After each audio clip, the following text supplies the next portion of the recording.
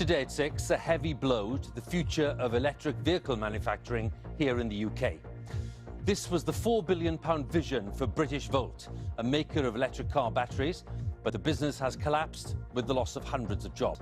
The site in Northumberland is still undeveloped, and experts say the UK has much to do as the demand for electric vehicles increases. If we do not start these batteries soon, the UK will struggle to maintain a car industry. Yes, we'll be asking about manufacturing strategy as petrol and diesel engines are being phased out. Also on the programme, as protests continue against plans to block Scottish reforms on gender recognition, a warning that the UK government will be challenged in court. Obviously, the subject matter of this legislation is important. It affects a vulnerable, stigmatised group, but actually the significance is much wider. The future of Manchester United, now one of the UK's richest men, Sir Jim Ratcliffe, enters the bidding.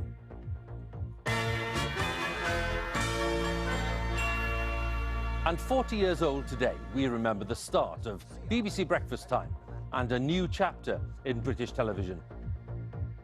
And coming up on the BBC News channel, he was last seen in international rugby playing for England, but 3 years on, Rory McConaughey is picked in Scotland's Six Nations squad.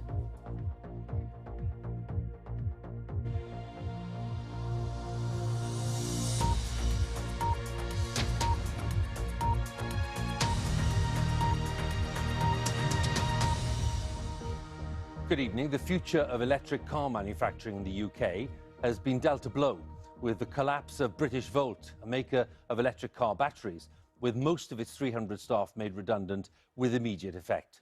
British Volt had plans to build a giant factory in Northumberland and was seen as a vital part of the industry's future in the UK. Experts say that several factories making batteries will be needed to support the future of car making, as petrol and diesel engines are being phased out.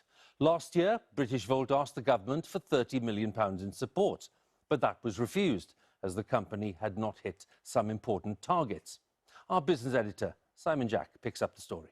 So it's time to power up the future. A bold and ambitious vision, a plant that would produce batteries to power a new generation of UK-made electric cars, creating 3,000 jobs at a state-of-the-art facility in Northumberland and thousands more in the supply chain. The current reality is this: a barely touched site, a company gone bust, and nearly 300 workers sacked with immediate effect today. So, what went wrong? Well, British Volt was a start-up company with no track record. Their battery technology was only at the prototype stage. Although there were expressions of interest from Lotus and Aston Martin, they had no real customers and therefore no revenue. And yet, they were burning through their backers' cash fast, nearly going bust last November and finally collapsing today. Now, this is a setback for the UK's car industry. Currently, the UK only has one working battery plant, a Chinese-owned one next to the Nissan plant, which is its only customer. But look at this. Around Europe, these are the plants that are either already working or under construction, with many more planned. And remember, the sale of new petrol and diesel cars will be banned in the UK and other European markets in just 7 years' time.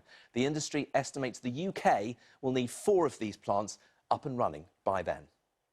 The clock is ticking, and the reason the clock is ticking is because it takes 5 years to get one of these plants from announcement into full production. We only have 7 years left till the first milestone of 2030 comes into place. If we do not start these batteries soon, the UK will struggle to maintain a car industry. The plant at Blythe ticked a lot of political boxes, an example of post-Brexit investment and green technology that helped a levelling up agenda. It offered £100 million in support if construction milestones were hit. They weren't. Labour said it remained ripe for development but would need greater government commitment. There is a brilliant site in Blythe. It hopefully will become a gigafactory, but unless the government has a real strategy to attract the investment required to do that to the UK, we risk losing what is 750,000 jobs in the automotive sector in the long term in the UK.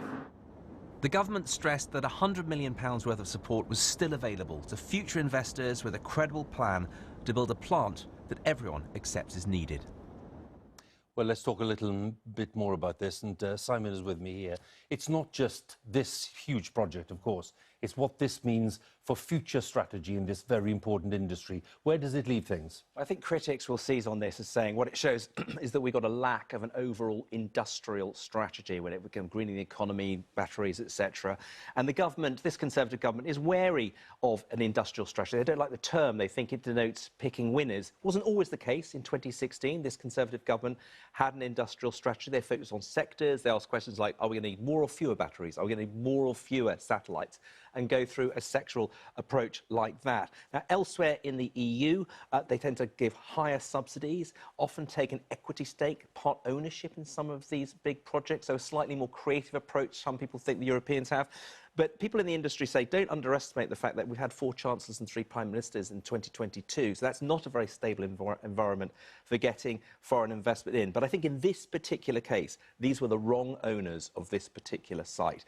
I think they had very little future. Who was going to place an order with a company with that troubled track record? And what the hope is here is you'll get more experienced, deeper-pocketed partners. People are talking about JLR's owner, Tata. There's talk about new Chinese investors or Korean investors who've got some more experience in doing this. So people think, look, this will get built, but people say we've got to get a move on. OK, Simon, many thanks once again. Simon Jack, our business editor there. Now, the UK